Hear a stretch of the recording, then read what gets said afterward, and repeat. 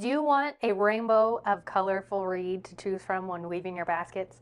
Well, today I'm sharing a tutorial on how to dye rattan reed with RIT dye so that you have access to all of those colors. Hey Sugar Snaps, welcome to the Textile Indie YouTube channel. If you're new here, my name is Brittany. Welcome into the studio and welcome to another tutorial. In this video, we'll go over how to dye rattan reed with RIT dye, how to bundle the reed so that it absorbs as much of the dye as possible and doesn't have any bald spots, how to prepare your dye bath, set it up, the tools and materials you need, and then how to go through the process of dyeing. And finally, we'll cover how to rinse, dry, and use the dyed rattan reed once it's complete. In order to evenly dye your reed, you're going to loosely bundle it and tie it so that it's held together. This way, when you put it into your pot, it doesn't come apart and fling everywhere. The reed really likes to expand, so try to tie tight enough that it's going to hold together, but not so tight that you limit the dye absorbing into the whole surface of the reed. It's really easy to have the reeds stick together and then those areas not get dyed. So we try to tie it loosely enough that the dye can absorb, but tightly enough that when we stick it in the pot like this, there's plenty of room for it to move around and it will sit in nicely. So I've tied these like so, stuck them in the pot, and now they're ready to go. The RIT dye that I will be using for this video is the liquid dye. You can also use powder dye. You'll just end up using less in concentrate. So where we would use maybe a tablespoon of the liquid dye, you'd use a teaspoon of the powdered dye. And you can find ratios on the RIT dye website if you want very specific outline of how to use this dye. RIT dye comes in a lot of different colors. You can see it comes in synthetic and then all-purpose dye. We're going to use all-purpose dye because it is useful for natural fibers like cotton, wool, nylon, and more. And wood and reed are included in that list. For today's project, I'm going to pick the coral RIT dye because that sounds like a fun, bright color. For tools and materials, you're going to need some measuring spoons, either a 1 tablespoon or 1 teaspoon, depending on how much reed you're dyeing. Extra large dye pot, a lid for your dye pot, a spoon, or a stirring device. It's also a good practice to pre-mix your dye in liquid, so even if it's a liquid dye, just to make sure there aren't any lumps in it. So I have a jar for mixing.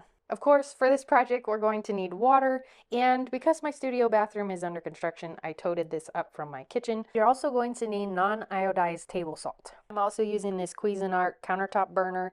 You can definitely use your stove top. This is just portable, and I have it in my studio. It's also handy to have a towel around. Also, wear an apron, gloves, anything that you can to protect your skin and your clothes from the dye. This is a dye, it will dye your clothing. The dye recipe I'm sharing today is for 1 pound of reed. We're going to use 1 tablespoon of liquid RIT dye and 1 cup of non-iodized table salt to our pot of water. And the amount of water that I use for this bath is enough to cover the reed bundle that I've created.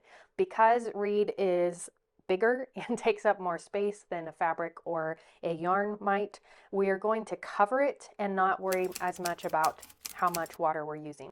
I have this large 30-liter pot that I'm going to be using to dye with. This allows enough space that I can put the reed into the pot and there's still room around the bundle for it to move slightly in this space. Take an empty jar, add some water from my pot here, and then shake your bottle of RIT dye. Because it's a concentrate, we need to shake it up and make sure the little particles off the bottom are nice and mixed up. Measure out 1 tablespoon. This is where you might want to wear your gloves. 1 tablespoon of the liquid dye to my jar of water here. Rinse off the measuring spoon in that water. And then this you will swish around. You can use the end of your spoon, just again to make sure that all of the particles are broken up. Now I have a pot of water here and a pot with the reed. I'm going to transfer the water into my pot with the reed. This is just for convenience. In my studio, you can totally fill this up in a bathtub or in a kitchen sink. Just beware that you're going to be moving with a lot of heavy pots, so try to work in a space that's more condensed, that you're not lifting things around as often. Now I pour the water over the dry reed first because I want to give the reed a few minutes to soak in the water so that it's evenly soaked and it will absorb the dye evenly. Now, once that's soaked for about a minute or two, I'm going to lift this out, stick it into the other pot, and now make my dye pot. So with this water, I'm going to pour my dye into the pot, swish around, try to get all of the dye out of this jar to use it up, and then stir thoroughly to get the dye to disperse in the water evenly. With a 1 cup measuring cup, I'm going to measure out 1 cup of table salt, sprinkle some in, and then stir that around.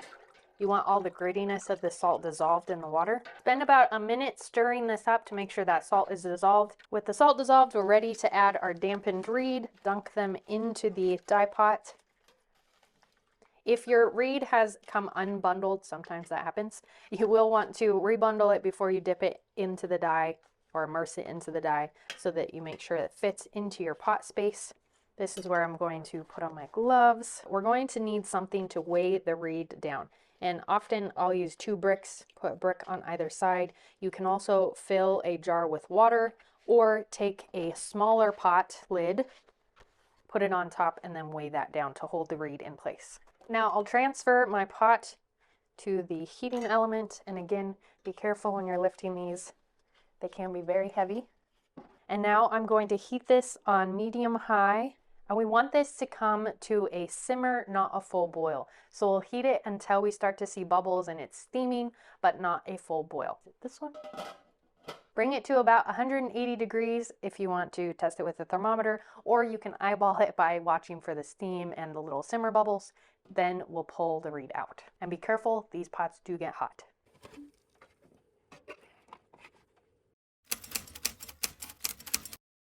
A few problem-solving tips when dyeing reed with RIT dye.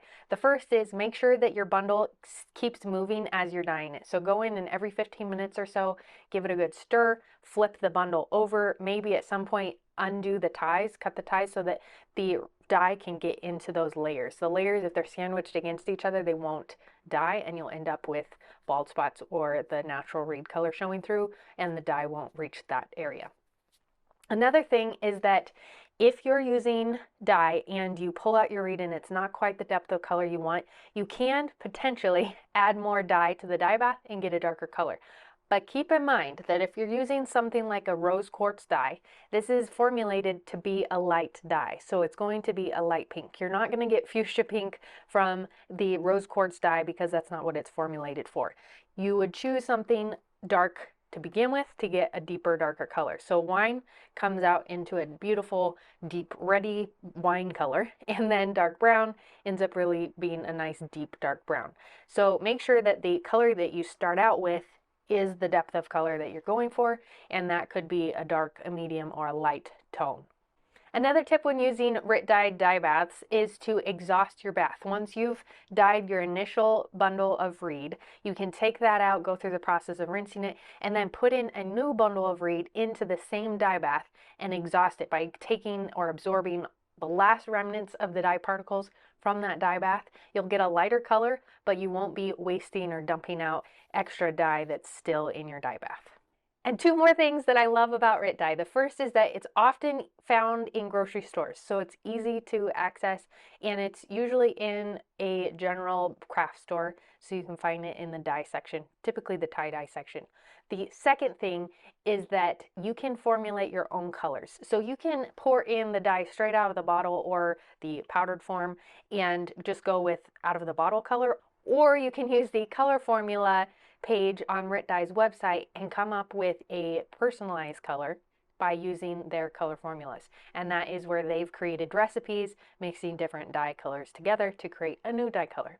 You can also do this yourself. If you do, please write down your measurements. I don't know how many times I've created a color that I loved and wasn't able to perfectly replicate it because I did not measure anything.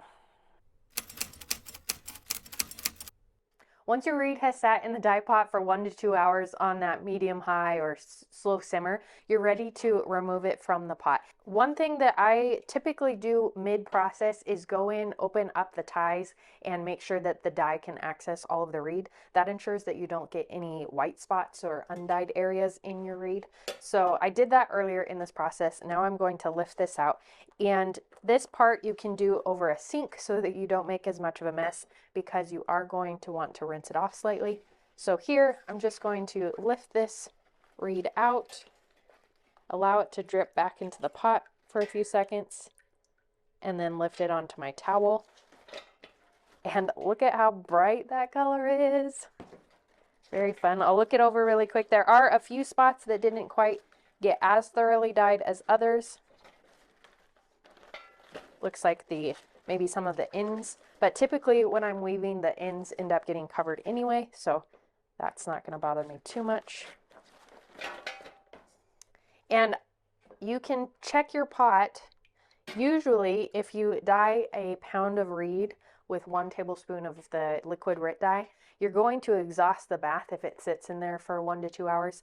This one I ended up leaving overnight just to ensure that it was totally cool and didn't burn me when I pulled it out. So this reed is now cool. I'm going to rinse it off in a sink, make sure that the water runs clear, and then hang this to dry. If you're going to use this right away in your basket weaving, you can allow it to just drip off for a few minutes and then start weaving with it.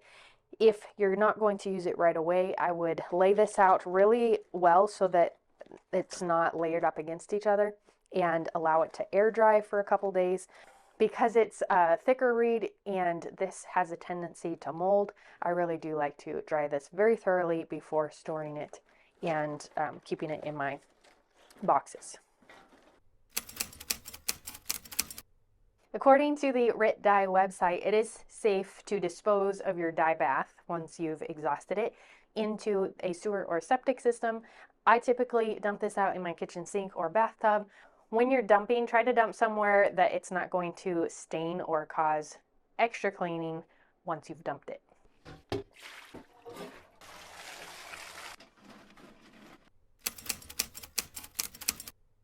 I'll allow this to drip dry on the towel for a few hours until it's no longer dripping wet and it's just damp, and then I'll hang up the pieces so that they can more thoroughly air dry, hanging up so that there's nice airflow all the way around. And that's how to dye your reed with RIT dye so that you have a rainbow of colors at your fingertips to start weaving with. Like this video and subscribe to get notified whenever I put out a new video. And as always, happy making. I'll see you in my next one. Bye.